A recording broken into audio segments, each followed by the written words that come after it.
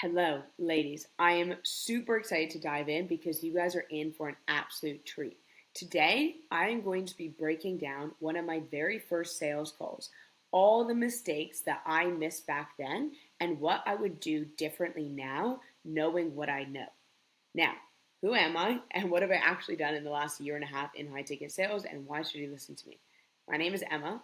I have collected over seven figures plus in my first year in high ticket sales. I make 20K a month consistently as a 22-year-old. I've sold for some of the biggest names in the space, including Acorn Mosey Portfolio Company. I've sold on both B2B and B2C offers, BizOp, dating offers, fitness offers, ROI offers, tripwires, upsells to cold leads, to warm leads, you name it, and I probably sold it at this point.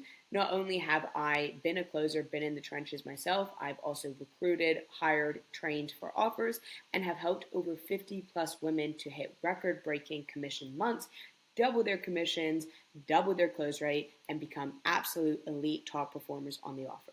So today, we are going to be going way back to the beginning when I was actually selling marketing at this point, lead generation to business owners. So let's dive right in here.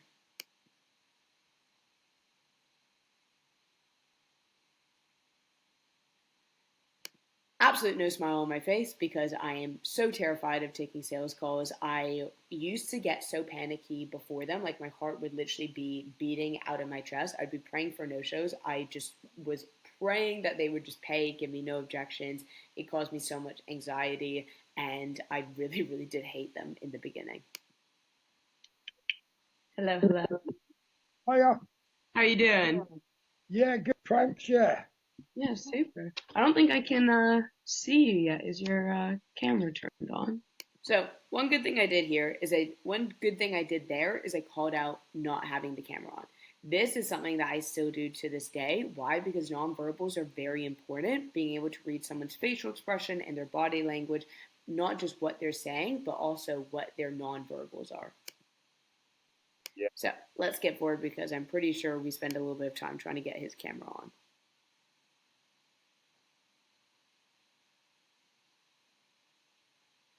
Okay, and there we go.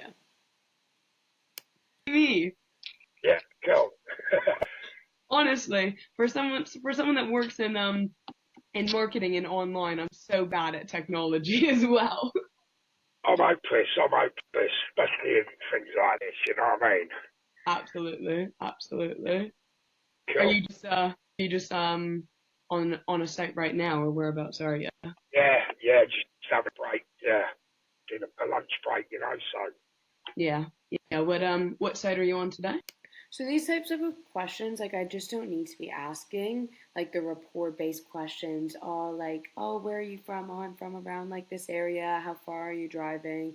Like I really just want to be able to show my leadership right from the start of the call. Hey, welcome to the call. Super excited to dive in. I don't mind asking like, hey, whereabouts are you from? Fantastic. But then moving forward, I don't want to spend 4 or 5 minutes having conversations about the weather or the driving or the traffic or the football teams because none of that is actually productive. Just, on a site in Milton Keynes, just a renovation site, Did you say Milton Keynes? Yeah. Oh, you're not far from me at all. I'm quite close to Oxford. Oh, right. Whereabouts are you then? Do you know Whitney area? Oh, Whitney, yeah. Yeah, I myself am in Whitney, so I was like, oh, you said Milton Keynes. That is like very close. Oh, yeah. I know Whitney, yeah. Yeah, I think it's about 50 miles there or so. Yeah, yeah, about that. It's like about like 40-minute drive, I want to say. Yeah. So let's skip forward from a little bit of the report questions and let's get into the discovery here. About, the sort of jobs that you're looking for, doing, some extensions, renovations, and that previously tried a couple of different methods to get jobs. So this was my first question into my discovery. The problem with this is it's not specific. And if you don't ask specific questions, you don't get specific answers. You get very broad answers. So instead, what I would say now is I would ask him like, cool. And like, when it comes to like the business and when it comes to landing jobs and actually being able to scale, what's the biggest challenge that you're facing at the moment? Or where's the business at? Like, what is it that you're looking to achieve in the business in the next 6 months? So I would ask the question one of those two ways instead. Yeah, it's normally been really good, but I think the whole country's gone a bit flat, hasn't they? You know what I mean? Yeah. Oh, the whole country's gone a bit flat. So like this itself, like this belief, I would pick this up now because I can guarantee you that there are people in his industry that are booming, that have more customers than ever. So why doesn't he? That's like my way of thinking now because he's just generalized like, oh, everyone's going through this. The market's bad. The market's down for everyone. So immediately I can see a belief here. And yeah, you know, the way it is, constructed hit first, and yeah, I've never been this well, you know, I've never been this bad before, but there you go. And there it's like I've never been this bad before, but there you go. Right? So even there, it's like the what can you do, the justification. So what I need to do, what I would do now is I need to get very clear as to like where the business was before, where it is today, how long it's currently been there, why, what they've tried so far, what's held them back from actually reaching out for expert help, and the consequences if they don't get that and they continue down this trajectory. Yeah. When you say like this bad, is it like really inconsistent like lead flow at the moment? So there I'm putting words into his mouth, right? When you say bad, do you mean this? When you say bad, like elaborate on that. Is what I say is shit, what they say is gold. Elaborate on that. What does that mean? Because I mean, bad can mean different things to different people. Oh yeah, definitely. And you see what happens when you do that is you close them right off. Oh, definitely. Yeah, yeah, right. But when I ask them the question instead of making the statement and the assumption is I give them the opportunity to actually open up and tell me about the problem more. Yeah, virtually, you know, yeah, not anything really. You know what I mean? Just you know, You know what I mean? No, I don't. You know, because actually one of our clients is like crushing right now. So what do you mean? I don't want to buy into their beliefs ever. very And few. how long has it really like been like that for? Like 2 months, 3 months, In the middle of last year. last year? Yeah. So you know, obviously, and the government. You know what I mean? And Yeah. nobody trusted him, are they? You know what I mean? Because they don't know what. Yeah. And now we're blaming the government. So what is this doing? This is externalizing language. And the problem is the second that we start blaming time, money, they didn't have the right information, the government is you put the power onto other people. And you put the power onto other people is you don't have the power to then change your situation. So where I always need to take a prospect is that it's like everything in your life is your fault, which means that it's also gives you the ability to then change. But until they take that internal responsibility, they can never actually change and they will never achieve their goals. Yeah, I was just speaking to one of our clients the other day, a landscaper around here, and he was telling me it's been quite a frustrating year because he's just constantly it's been a real struggle for work and he's just been getting undercut by all these other guys. What did I just do? I just bought into his belief. I just bought into his belief and I've just agreed with him externalizing there. Yeah, yeah, Do you find that as well that like you're being 100%, undercut and people are coming in? 100%. Yeah, definitely. Yeah. So you know, and we're some of the time we're going back to pick up the you know what I mean, bodged it up. You know what I mean? So yeah, but you know, it's way of the world, isn't it? Yeah, no, that is really frustrating. And so you told me that you'd had to actually let some people go in your business. So here, like, I don't have enough data. Like, data will give me the ability to challenge. So, what was the business doing at that point? How much are they currently doing? What does the last 3 months look like? Wow, really? Okay, and like, what impact has that had on you? What's the biggest concern if that continues? What have you tried? Oh, why? And I would use doubt questions here, especially with business owners. Is like planting those seeds of doubt and fear. Like, oh, like, why did you try that strategy? Why do you feel that didn't work? What's and so there it's like I need to plant the seeds of it's like what's this actually going to look like in 6 months time because a lot of business owners just think oh it's just a bad season it's just a slow year it's going to turn around and it's a very dangerous mentality and it's often the reason why a lot of business owners go actually out of business. Did that happen about a year ago or was that more recently? Yeah, yeah, a year ago. Yeah, yeah. Pretty much, you know, I'm on my own. You know what I mean? You know, you know. Wow. So you actually having to let someone go and you now doing this all yourself, like what difference has that made? What does that look like for you? How has that affected you? What do your hours now look like? What's the difference now versus like a year ago? Wow. Tell me more about that when you had to let them go. What was going through your head at that moment? How did you feel then? Just surviving, you know what I mean? Surviving, that's a big word. Wow. Like this is like the language that it's like I'm just missing here because I didn't even know what I was listening for. Yeah, that must be quite like worrisome, like, for because how long have you actually been doing this for? You That must be quite worrisome. I want to turn that into a question. Like, is that worrisome to you? Does that worry you? So instead of me saying it, is I want to turn that into a question. had it almost like what, since 2016? Yeah, yeah. So yeah, that's when I went limited. And I was just sole trader before, you know. So I've been doing this, God, over 20 years, you know what I mean? Okay, I'm going to create a gap. This is what I would do now, right? Is it's like, you've been doing this for 20 years. Like, is this where you imagine you'd be at this point? When you first set out and you started the business, like, what was the goal then? Where did you want to be? How does it feel that you're not there? How does that sit with you? Yeah. And so when it started to get bad about a year ago, like, you noticed that it was quite inconsistent, did you start trying to like look for any like solutions or things like that? Well, to be fair, no, not really. Um, Really? Why not? I would want to probe and I'd want to challenge here. Like, if you're telling me that your business has gone to the point where you've had to fire someone and that you're just surviving, why would we not try something? What's held us back? What's beneath that? I just thought, you know, thought I might just struggle, you know what I mean? Just getting through on my own, you know, but it's even hard doing that. Is that what you want? How's that been going? Are you happy with the results that's produced so far? So, what has that shown you? What has that shown you about struggling, about trying to do it by yourself, about just waiting and hoping? What did that make you realize? This is the type of question I'd be asking now. Yeah. Do you know what I mean? You know, And listen, do you know what I mean? Guys, like, no, I don't. Because when I have a problem and I have a gap, I raise my hand and I ask for help. So I actually don't. it's never been this flat.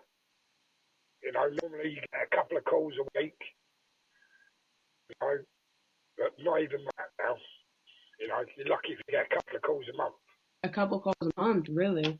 And then these calls, how are they finding you? So I still don't know the numbers of the business, and this is the problem. Is guys, sales is super simple. But we always need 2 points. So where are they? How much are you making with the business?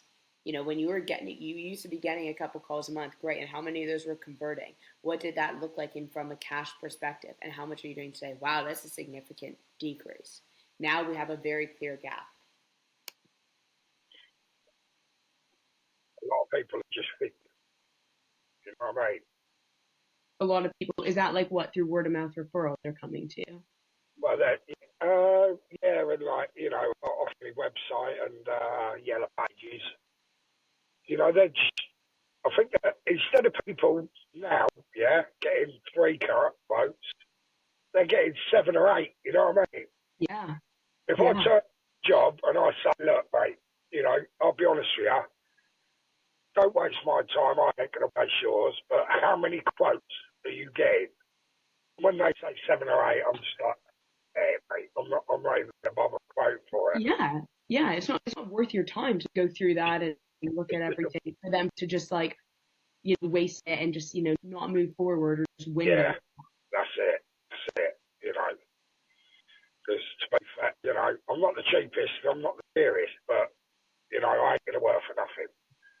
No, nor should you. Like you shouldn't that is the problem with, um when you're on like Angie's List or House or My Builder is like you just start competing on price and it becomes a game of who can do the job for the least amount of money. Yeah, And yeah, you can't run a business on that. yeah, no, I ain't working like that. I'd send the Well, if we keep relying on luck and we keep Like referrals are great, right? But they're kind of like the icing on the cake because we don't really control them. We can't control them. If we don't have consistent lead flow, what are the chances that we're going to be able to get the business to XYZ? A lot of businesses rely on hope. Like, do you see the danger in that? What does that look like to you? Elaborate on that, right? Because it's like this is a very dangerous strategy, and I honestly I feel bad like looking back at this call because this person really needed help, like they really did, and I don't even know if they're still in business anymore. I mean, they may be, they may not be, but the strategy and the mindset that they're using is why they're stuck and why they're not going to achieve their goals, and very well potentially could be why they could have gone out of business. Pack it all in and just go and work in a factory or somewhere. You know what I mean? Yeah. Doing that. You know, Yeah. it's ridiculous that is. You know what I mean? Yeah, You know, 100%. And then in terms of like work and what you could take on, like, obviously these are bigger projects, but how many projects would you be looking to win? funded on the project. You know what I mean? So Yeah. if you say like $100,000 job, probably, you know, I mean, even some $100,000 job, 3 or 4 of them a year would probably do. Yeah. Yeah, no, 100%, 100%. You know, just to. And what's 100 grand jobs? Like, how much are you taking? How much does that take home for you personally? Okay, you have a difference would that make? What would that allow you to do? To do? What would that mean for the business? Depends on how big and how complicated they are, you know what I mean? You know, they're just straightforward extensions. They're easy, you know, but, you know, it's all about, there's a lot of factors that sort of like, you know what I mean? So, Yeah. So, if you were able to land these like 3, 4 extra jobs, would you be able to like rehire, the oh, people you would let go? And like that's very much like you'd like to get back to that point, if not a little bit bigger. no, 100%, yeah, yeah, yeah, I'm here to make money, you know, and, you know, Yeah. but, you know, yeah, so, yeah, that's, you know, where I'm at the minute, Yeah, you I know, guess like that's why, in an ideal world, all the stars align, like where would you want to be in like, 3, 6 months from now? I'm back, you know, working every day, you know, I'm worrying, you know what I mean? You know, Yeah. Even the word there, like I'm just not picking up on this because I don't know. I don't know the language, right? And one of the things that I learned very early on was that words are capsules, guys, and it's like I need to open them up because when someone says worrying, like what does that mean to you? Because that can mean very different things to me. Worrying, elaborate on that. Worried in what way? Tell me more. Keep. You want to open the words of the words that they're using. And then I want to use this in my pitch because all the words that they say, they have emotions tied to them. So there's weight. But I just don't know this. So I'm missing it. And then guess what, guys? Is because I don't know what I'm listening for, because I'm missing all of this, all the potential objections, all the limitations in the discoveries, and I'm getting hit with this in the objections. Whereas now, what I would be doing is I'd be reframing this here. I'd be picking up this language, I'd be calling it out, I'd be reframing, I'd be challenging, and then at the end, it becomes a very, very simple decision and pretty much objectionless calls. I'm just booked in advance. Yeah, you know, in an ideal world, that'd be, you know, funky dory. Yeah. You know, that's it. Oh, yeah. I mean, honestly, like you are not alone. Like the amount of like clients I've spoken to recently that have like been saying the same thing about, not only just this time of year, but the last year in total and how tough it's been. Since you said you've really been struggling with that consistent lead flow, just the quality of the people that you're getting, quality of homeowners that you're getting on these calls. Yeah. This is something that I think we could help you with, and I can kind of walk you through what we. And now we're pitching at 15 minutes. And so, as you guys can see, right, is there's just so many things that I'm missing in my discovery, unfortunately. And it's not that I didn't want to close the deal. It's not that I hadn't been working hard. It's just I simply didn't know what to listen for, guys. And so when you miss this is when you spend the like We're at 15 minutes and the call's 45 minutes. So you guys can see how long it's like I'm spending in objection handling. I'm fighting tooth and nail. And then at the end, like I'm frustrated. I'm like, why didn't this close? I'm exhausted. I'm like questioning myself if I'm even able to do this. And then it just brings that anxiousness into the next call. So we pretty much looked at the discovery here. There's so much more I could dive into here. There's honestly a lot of things left on the table. Like there's no cost of an action. There's no reframing on the limiting beliefs. There's so much language that was missed. And I just want to show you guys this call because I didn't just come out born a maverick and was amazing at sales. No. What did I do is I invested in myself time and time again to get as good as possible as quickly as possible, because something that I even understood back then was that once I learn these skills, no one can take this away from me. And I am going to be the biggest ROI. So my first year one, I invested over $35,000 in my sales training. People thought I was nuts. People literally thought I was nuts. Now people ask, how do you make the money that you make? Why? Because I made the bets back then. Because I went again and again. I didn't just have one mentor, I had multiple, and I kept learning, and I kept just trying to get better. Because let me just tell you guys this, is that no one ever got better at sales and made less money. So if you found this helpful, definitely come back for next week, because I'm going to be breaking down the objections on this call as well, why they happened, and what I would do now if I was faced with these objections. If you are interested in working with me on a more one-to-one basis where I can literally get my eyes on your calls, point out some of these tweaks that you're probably missing, the language that you're missing, so you're not getting hit with objections, and you can actually become elite, become a top performer, then I'm going to drop my link below. You can book a call. That's going to be with me personally, so you're going to be speaking with me, and if everything's aligned, we can talk about next steps. Anyways, I hope you guys have a great rest of your day, and I'll see you next week.